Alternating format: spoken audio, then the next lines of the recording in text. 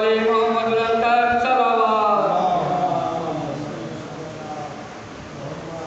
मोहम्मद बुलंद सलावत। एक सौ आवाज आ रही है एक सीनाए सीना से, आवाज आ रही है एक सीनाए सीना से। अकबर के खुलेंगे सूर, अकबर के खुलेंगे सूर, देखे ना गए शाह से, आवाज आ रही है एक सीनाए सीना से, आवाज आ रही है एक सीनाए सीना से। मैंने देखा शह को आते, हर शह लरज़ रही थी, करबल की पाक धरती सलवात पढ़ रही थी। पैगाम कोई अकबर, पैगाम कोई अकबर, हम क्या कहें सुगरा से, आवाज आ रही है एक सीनाए सीना से, आवाज आ रही है एक सीनाए सीना से। बेटे जवां का लाशा मकतल में देखा तन्हा, खलगा गई कमर तो झुकते हुए शाने कहा, एक बार उठो अकबर, एक बार उठो अकबर, यूं रूठे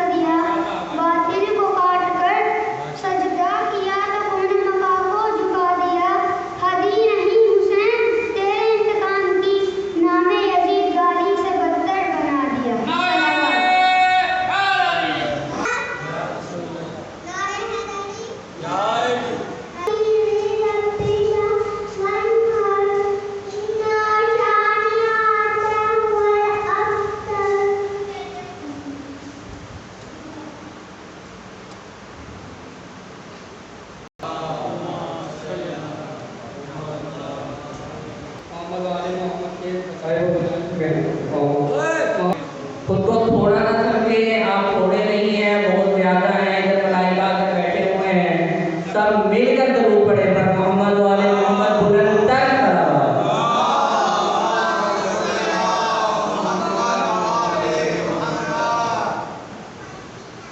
نعرہ تکبیر، ایسے نہیں، جتنا نام بلند ہے اتنے بلند ہاتھ کر کے نعرہ تکبیر، نعرہ تکبیر، نعرہ رسالت، نعرہ رسالت، نعرہ حیدری، حیدری، بابا نے بلند تر صلوات۔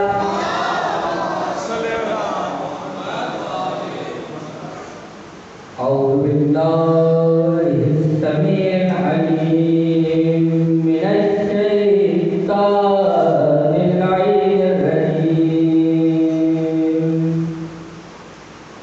بسم الله الرحمن الرحيم، الحمد لله المعروف من غير رؤية، والخالق من غير رؤية،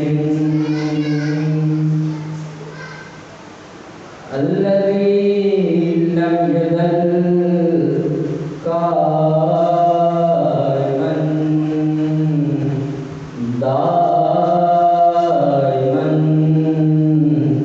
إذ لا سماء ذات أبراج، ولا ليل داعج، ولا بحر ساج، ولا أرض ذات مهاد، ولا خلق بعثمان، والصلاة والسلام والتحية والإكرام على نبي الرحمة وخالد المغفرة وخازن الخير والبركة ومنقذ العباد من الحلكة، سيدنا ومولانا أبي القاسم محمد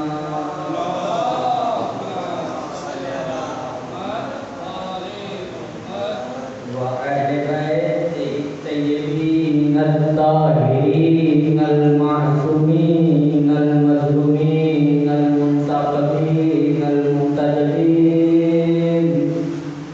الذين أذهب الله عنكم الرجس ويطهركم تطهيرا، صلوات عليكم. أما بعد فقد قال الله سبحانه وتعالى في محكم كتابه المجيد وفرقانه الحميد وقوله الحق، بسم الله الرحمن الرحيم، يا أيها الذين آمنوا اتقوا الله وكونوا مع الصادقين، صلوات على محمد وعلى آله.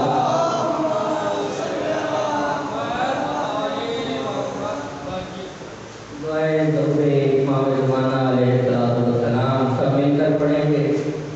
اللہم کل ولیک الحجۃ ابن الحسن صلواتک علیہ وعلی آبائہ فی هذه الساعة وفی کل ساعة ولیاً وحافظاً وقائداً وناصراً ودلیلاً وعینا حتی تسکنہ أرضك طوعا وتمتعه فيها سبيلا،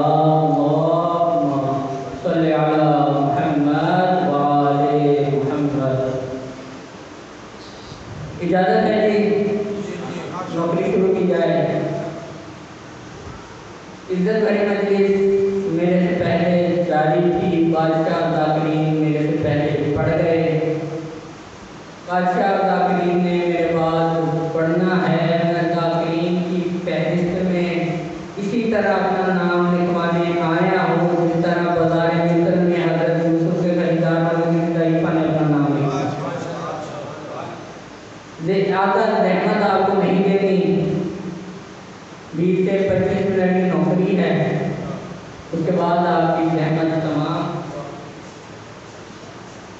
اپنا موضوع شروع کرنے سے پہلے میرے دل میں ایک پیغام لگایا گیا تھا، وہ پیغام آپ تک پہنچاتا چلوں کہ مجلس اعلیٰ میں آنے کا ثواب کتنا ہے، مجلس اعلیٰ میں آنے کا ثواب کتنا ہے اور ہمیں اس سے کیا فائدہ پہنچتا ہے۔ ٹھیک ہے، مجلس اعلیٰ میں آنے کا ثواب کتنا ہے اور ہمیں اس سے کیا فائدہ پہنچتا ہے۔ امام فرماتے ہیں کہ مجلس حسین، محفل حسین میں آیا کرو، کیونکہ یہاں پر ملائکہ نازل ہوتے ہیں، کیونکہ یہاں پر ملائکہ کا نزول ہوتا ہے، نزول ملائکہ ہے، نزول بلا نہیں۔ امام فرماتے ہیں کہ اگر تمہارا کوئی بیمار ہو اس کو مجلس میں لے کر آؤ تو صحت یاب ہو جائے گا۔ علامہ عارف حسین کاظمی صاحب فرماتے ہیں کہ ہر جمعے قوم میں رہتا تھا تو ہر جمعے وہاں دعائے خطبہ کے بعد درس اخلاق ہوا کرتا تھا۔ ایک دن درس اخلاق میں موجود تھے، استاد درس دے رہے تھے، انہوں نے پوچھا کہ فلاں شخص کیوں نہیں آیا؟ ہم نے کہا کہ ان کو کورونا ہو گیا ہے، وہ اسی لیے نہیں آیا۔ فرمایا کہ میں گارنٹی دیتا ہوں اس کو لے کر آؤ۔ وہ علیحدہ بات ہے، لوگ ڈرتے ہیں، کہتے کوئی نہیں، اس کو کسی کونے میں بٹھا دینا، اس کو لے کر آؤ، ذکر حسین کے صدقے سے وہ صحت یاب ہو جائے گا۔ شہید ثانی کا کلام ہے، شہید ثانی کا کلام ہے، وہ فرماتے ہیں کہ 1 گھنٹہ مجلس حسین سننے کا ثواب اتنا ہے جتنا 10 بار قرآن مجید کو ختم کرنا۔ 1 گھنٹہ مجلس حسین سننے کا ثواب اتنا ہے جتنا 10 بار قرآن مجید کو ختم کرنا۔ لیکن ہمارے ہاں کیا ہو رہا ہے؟ مجلس کی فکر نہیں ہے جتنی لنگر کی فکر۔ پہلے زمانے میں ہوا کرتا تھا پہلے جائیں گے ورنہ مجلس ختم ہو جائے گی، اب کہتے ہیں مجلس کا جب اینڈ ہوگا تب جائیں گے۔ کیوں؟ وجہ کیا وجہ ہے؟ یا تو آپ کہہ دیں بانیان کی بھی کچھ غلطیاں کوتاہیاں ہیں۔ پہلے اس منبر حسینی سے وہ بیان ہوتا تھا جو اس کا حق ہے، جو اس کا حق ہے۔ اب آپ بھی بہت اچھی طرح جانتے ہیں اس منبر سے کیا کچھ بیان ہو رہا ہے، ہم بھی بہت اچھی طرح جانتے ہیں۔ تو کیوں نہ کچھ تبدیلی لائی جائے، کچھ انقلاب لایا جائے کہ اس منبر کو اس کا حق دیا جائے۔ اللہ قرآن میں کہہ رہا ہے کہ میں نے جو پوری کائنات بنائی عدالت کی بنیاد پر بنائی۔ اللہ میں نے جو آیت آپ کے سامنے تلاوت فرمائی، اللہ اس میں انسانی خلقت کا مقصد بیان کر رہا ہے کہ انسان کو دنیا میں بھیجنے کا مقصد کیا ہے، کس وجہ سے بھیجا گیا ہے۔ دیکھیں آپ کوئی چیز بناتے ہیں، اب یہ پنکھا بنا، اس کا ایک مقصد ہے، اس کو بنانے کا ایک مقصد ہے کہ آپ کو ہوا دے۔ اسی طرح اللہ نے انسان کو بنایا تو ہمیں بنانے کا مقصد کیا ہے، کس وجہ سے بنایا گیا۔ دیکھیں جو آنکھ آپ کے پاس ہے وہی آنکھ ایک کافر کے پاس ہے، جو زبان آپ کے پاس ہے وہی زبان ایک مسلم کے پاس ہے۔ کوئی چیز ایسی نہیں ہے کہ جو آپ کے پاس ہو اور کافر کے پاس نہ ہو، یا جو کافر کے پاس ہو آپ کے پاس نہ ہو۔ اللہ نے پوری کائنات کو عدالت کی بنیاد پر بنایا ہے۔ امام نے پوچھا عدالت کیا ہے؟ فرمایا کہ جو چیز ہے اس کو اس کی جگہ پر رکھنا عدالت ہے۔ جو چیز کا حق بنتا ہے نا اس کو اس کے مقام پر رکھنا۔ اب دیکھیں یہ امامہ ہے، اس کو اگر میں پاؤں پہ رکھوں تو سر کے ساتھ زیادتی، جوتی ہے اس کو میں سر پہ رکھوں تو پاؤں کے ساتھ ظلم۔ اب ہم دعائے قنوت پڑھتے ہیں، اس میں کہتے ہیں ظلمت النفس، میں نے اپنے نفس پر ظلم کیا، میں نے اپنے نفس پر ظلم کیا، مطلب کہ جو کام مجھے اس سے لینا چاہیے تھا وہ میں نے نہیں لیا،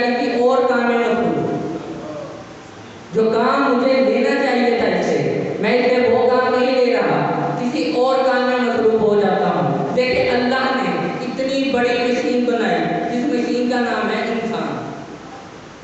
کتنی عظیم مشین ہے۔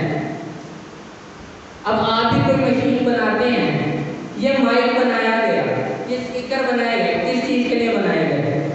یہ بھی ایک مشین ہے نا، کیوں بنایا گیا؟ ان کا مقصد کیا ہے؟ تاکہ آواز زیادہ ہو، آواز بلند ہو، سب تک پہنچے۔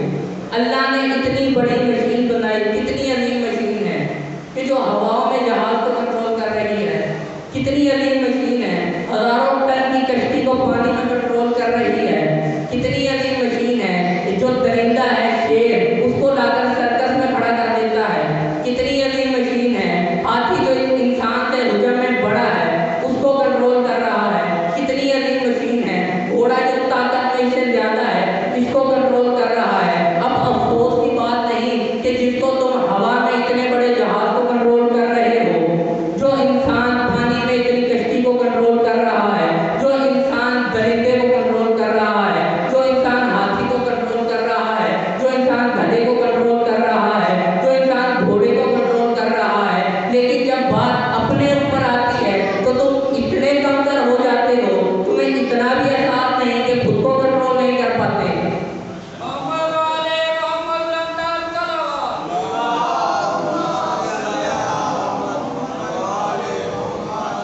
تم اتنے ہو جاتے ہو کہ خود کو کنٹرول نہیں کر پاتے، اپنی خواہشات کو کنٹرول نہیں کر پاتے، تمہارا خود پر کنٹرول رہا ہی نہیں۔ باہر کی کائنات پر تو تم حکومت کرنا چاہتے ہو، اور جو تمہارے اندر ایک معاشرہ ہے، جو تمہارے اندر کی جو حکومت ہے اس پر کون حکومت کرے گا؟ کون حکمرانی کرے گا اس کے اوپر؟ باہر کی کائنات تو ویسے تو تمہارا ذہن ہے چاند کا سفر کرنے کا، ویسے تم مریخ پر جانا چاہتے ہو، اور جب بات خواہشات پر آتی ہے وہ تم سے روکی نہیں جاتی۔ اب آپ دیکھیں نا کہ اللہ نے عدالت پر تحریر بنائی، کیا ہم لوگ عدالت کر رہے ہیں؟ کیا ہمیں اس مقصد کے لیے بنایا گیا ہے کہ ہم لوگ آ کر چاند کا سفر کریں، سیر سپاٹے کریں اور چلے جائیں؟ اس طرح کوئی بکری بھی کرتی ہے، آتی ہے، کھاتی ہے، پیتی ہے، دھوتی ہے اور چلی جاتی ہے۔ تو اتنی بڑی مشین بنانے کا مقصد کیا ہے؟ کیوں بنایا گیا انسان کو؟ وجہ کیا ہے انسان کو خلق کرنے کی؟ اب دیکھیں معاشرے میں ذرا نکلے باہر پھریں، آپ کو پتہ چلے کہ ایک کافر کی زندگی میں اور ایک مسلمان کی زندگی میں آج کے دور میں کوئی فرق نظر نہیں آتا۔ فرق صرف اتنا ہے تو نے لا الہ الا اللہ پڑھا ہے، اس نے نہیں پڑھا۔ باقی صبح سے لے کر شام تک دیکھو، اپنی زندگی پر غور کرو، اس کی زندگی پر غور کرو، کیا کوئی فرق تمہیں نظر آئے؟ اگر کوئی فرق ہے تو مجھے بھی لا کر دکھاؤ۔ فرق صرف ایک ہی نظر آئے گا، کیا آپ نے کہا مولانا نہیں فرق ہے، ہم مسجد میں جاتے ہیں، وہ مسجد میں نہیں جاتے ہیں، یہودی دیکھ لو، ہندو دیکھ لو، مولانا ہم مسجد میں جاتے ہیں، عیسائی کے چرچ میں جاتے ہیں، مولانا ہم مسجد میں جاتے ہیں، لیکن ہندو جو ہے وہ مندر میں جاتے ہیں۔ فرق تو ہے، میں اس فرق کی بات نہیں کر رہا، یہ فرق بھی صرف زبانی کلامی۔ اپنے اندر دیکھو میرے اندر کیا ہے۔ زبانی کلامی لا الہ الا اللہ پڑھنے سے کچھ نہیں ہوتا، زبانی کلامی علی والا بننے سے کچھ نہیں ہوتا۔ اپنا کردار کر کے دکھاؤ، لوگ دور سے دیکھ کر کہیں گے علی والا جا رہا ہے۔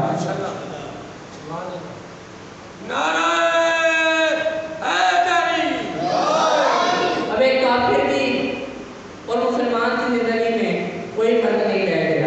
کافر کی پوری زندگی سیلفش لائن پر کھڑی ہے، میں، میرا گھر، میرے بچے، اور آج ہماری بھی یہی خواہش ہے، میں، میرا گھر، میرے بچے۔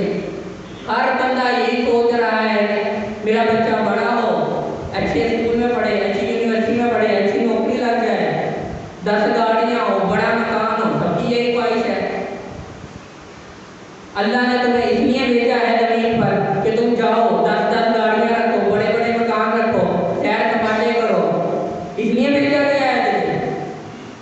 تمہاری زندگی کا مقصد کیا ہے؟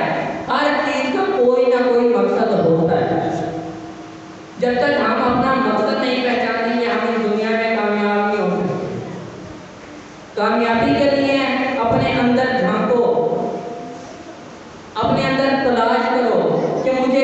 مقصد کے لیے بنایا گیا ہے۔ میرا مقصد کیا ہے؟ اب تم لا الہ الا اللہ پڑھ تو لیتے ہو، کیا تم عمل کر رہے ہو اس پر؟ کر رہے ہو عمل؟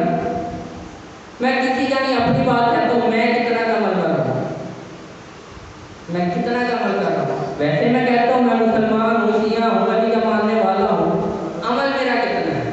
کوئی عمل نہیں ہے۔ اس طرح ہماری شفاعت ہو جائے گی؟ اللہ کو زبانی کلامی لا الہ الا اللہ نہیں چاہیے، عملی چاہیے۔ اللہ کو عمل چاہیے۔ جب عمل ہی نہیں ہوگا تو ہمارا آخرت میں کیا کرتا ہوگا؟ کیا لے کے جائیں گے ہم؟ اب کافر کی خواہشات میں اور تمہاری خواہشات میں کیا فرق رہا؟ کوئی فرق نہیں، کوئی بھی فرق نہیں ہے۔ خدارا اپنی ذاتوں پر رحم کرو۔ زبانی کلامی لا الہ پڑھنے سے کچھ نہیں ہو جاتا جب تک تم کر کے نہیں دکھاؤ گے۔ زبانی کلامی کرنے سے کچھ نہیں ہو جاتا۔ اب دیکھیں نا، آئمہ کی زندگی پڑھیے، آئمہ کی زندگی مکمل ایک ذاتہ حیات ہے، ایک راہ ہے ہمارے لیے۔ آئمہ کیا کرتے رہے ہیں؟ اہل بیت کی زندگی کو پڑھیے کہ اہل بیت کا کیا کردار رہا، اہل بیت کیا کرتے رہے ہیں۔ دیکھیے علامہ عارف صاحب فرماتے ہیں کہ ہمارے ساتھ ایک دفعہ درس دے رہے تھے تو وہ فرما رہے تھے کہ میں ایران کا واقعہ ہے کہ میں ایک دن بس میں سوار ہوں۔ اب ایک تو ہوتی ہے جو آپ پرائیویٹ ٹیکسی وغیرہ کرواتے ہیں، اس کا کرایہ ذرا زیادہ ہوتا ہے۔ ایک ہوتی ہے کہ روٹ پر چل رہی ہے، آپ اس پر سوار ہو جاتے ہیں۔ کہتے ہیں کہ روٹ پر بس چل رہی تھی، میں اس پر سوار ہو گیا، میں بھی بس پر سوار ہوا تھا، سامنے ڈرائیور بیٹھا تھا، کہنے لگا کہ آج میں آپ کو پرائیویٹ لے کے چلتا ہوں۔ میں ذرا ڈر سا گیا کہ پرائیویٹ تو بہت کرایہ ہو جائے گا، تو اس نے کہا کہ ڈریے مت، میں نے مذاق کیا تھا۔ میں نے کہا صاحب مذاق بھی کوئی اچھی کرو، محرم کا مہینہ ہے، تم کہتے کہ مجلس میں جا رہے ہو، میں تمہیں لے کے چلتا ہوں، مفت میں لے کے چلتا ہوں، سمجھ بھی آتی بات۔ اس نے کہا اچھا چلے بیٹھے، آپ کو میں آج مفت میں لے کے جاتا ہوں۔ اس نے پوچھا کہاں جا رہے ہیں؟ کہا میں فلاں جگہ مجلس میں جا رہا ہوں۔ پاس ایک بزرگ بیٹھا تھا، رونے لگ گیا۔ پوچھا کیا ہوا؟ کہتے ہیں کہ میری نا ماں کے بیمار ہے، میں حسین کا جو لنگر پکاتا ہے نا، میں حسین کا باورچی ہوں، میں حسین کا لنگر بناتا ہوں۔ میری ماں بیمار ہے جس کی وجہ سے نہ میں لنگر بنا پا رہا ہوں، نہ میں مجلس خدا میں جا سکتا ہوں۔ وہ کہتے ہیں کہ میں تجھے ایک واقعہ سناؤں؟ وہ کہتا ہے سناؤ۔ کہتے ہیں کہ ایک عالم امام حسین کے حرم میں سویا ہوا، ایک عالم امام حسین علیہ السلام کے حرم میں سویا ہوا تھا۔ اس نے خواب میں دیکھا کہ ایک نوجوان ہے جو بہت جلدی جلدی میں آتا ہے، امام حسین کو سلام کرتا ہے اور واپس پلٹ جاتا ہے تیزی سے۔ کہتا ہے میری آنکھ کھلی، ٹھیک 3 منٹ بعد وہ نوجوان آیا، اس نے امام حسین کو سلام کیا اور تیزی سے جانے لگا۔ میں نے اس کو روکا، میں نے کہا کیا بات ہے، کیوں اتنی تیزی سے جا رہا ہے، تم نے تو ابھی صحیح طرح زیارت بھی نہیں کی۔ تو کہتے ہیں کہ میں نے دیکھا کہ امام حسین علیہ السلام خود زری سے نکل کر آئے اور اس کے سلام کا جواب دیا۔ میں نے اس سے پوچھا تو ایسا کیا من کرتا ہے کہ تیرے ایک سلام کہنے پر امام حسین علیہ السلام اپنی زری سے باہر آ گئے؟ کہتا ہے کہ نا میرے بزرگ والدین ہیں تو میرے پاس سواری ایک ہے، ایک دن میں اپنی والدہ کو لے کر آتا ہوں زیارت امام حسین کے لیے، ایک دن اپنے والد کو لے کر آتا ہوں زیارت امام حسین کے لیے۔ آج میری والدہ کی باری تھی، میرے بابا نے ضد کی کہ مجھے بھی لے کے چلو۔ میں نے کہا بابا آج ماں کی باری ہے، آپ کو کل لے جاؤں گا۔ انہوں نے کہا نہیں، مجھے لگتا ہے آج میری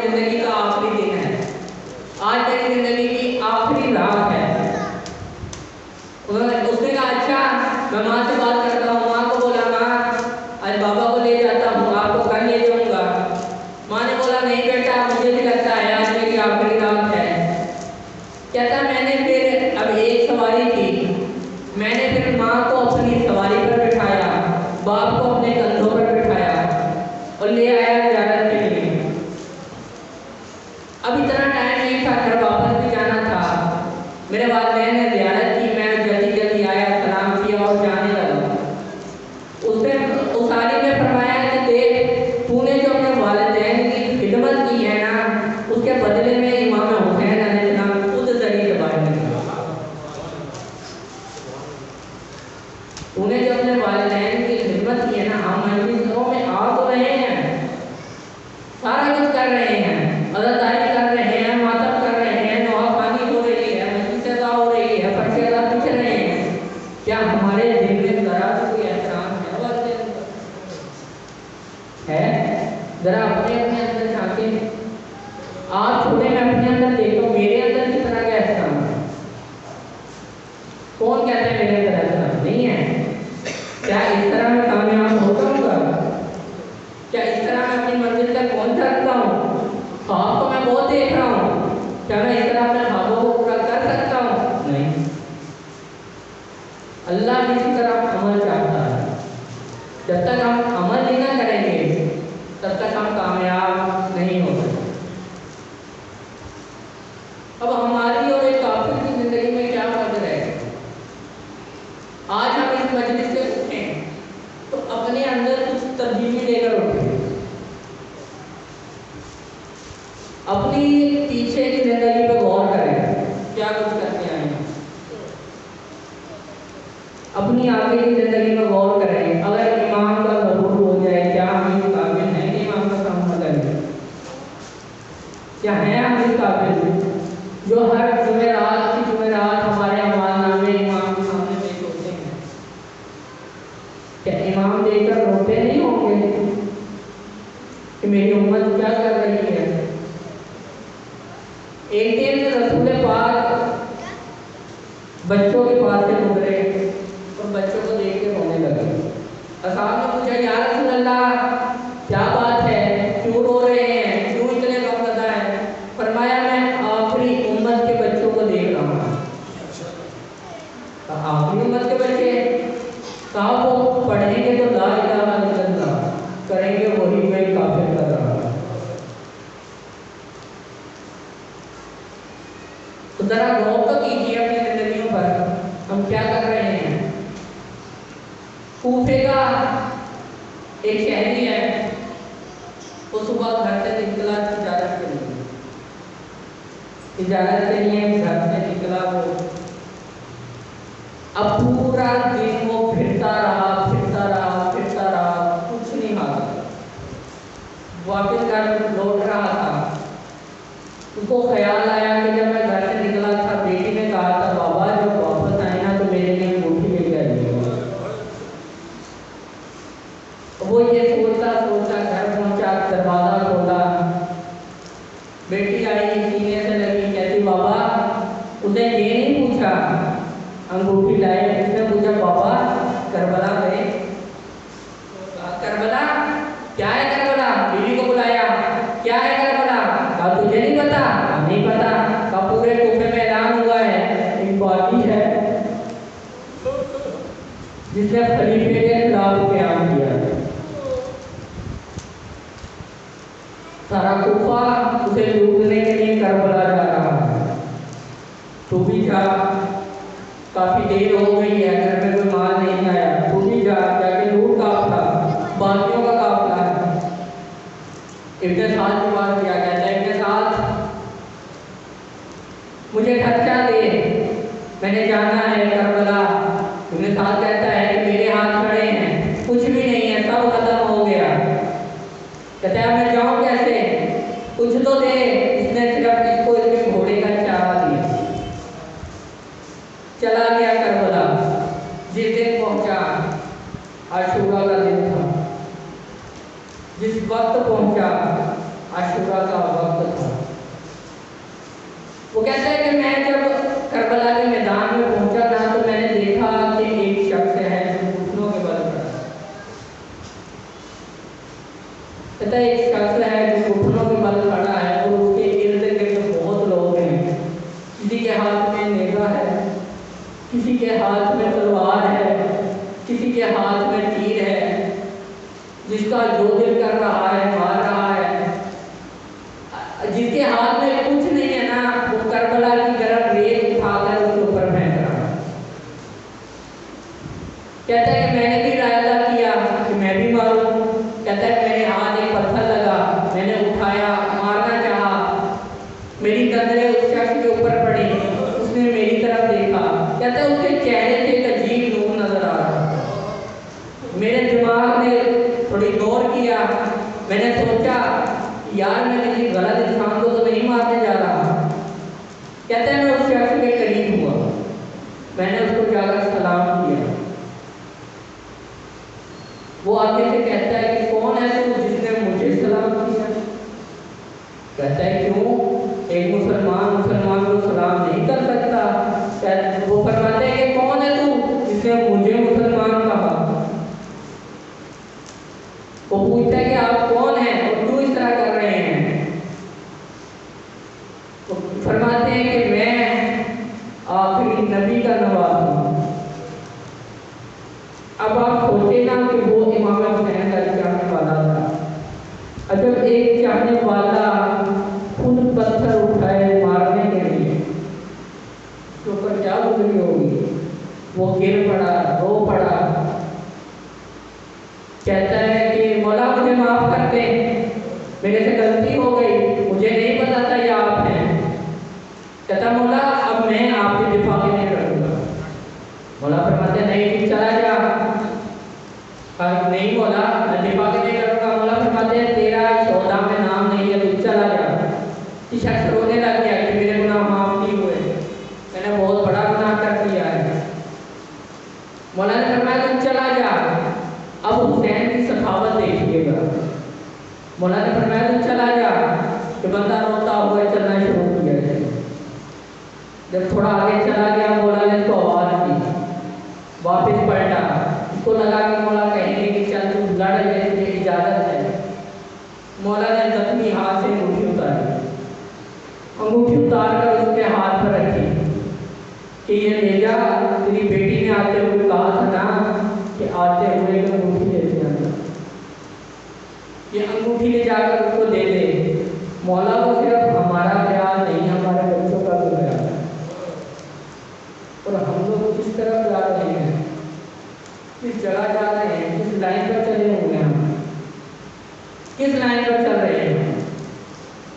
خدارا اپنی ذاتوں پر رحم کریں، جس مقصد کے لیے آپ کو بھیجا گیا ہے اس مقصد کو بیان کیا جائے اور اس مقصد پر عمل کیا جائے۔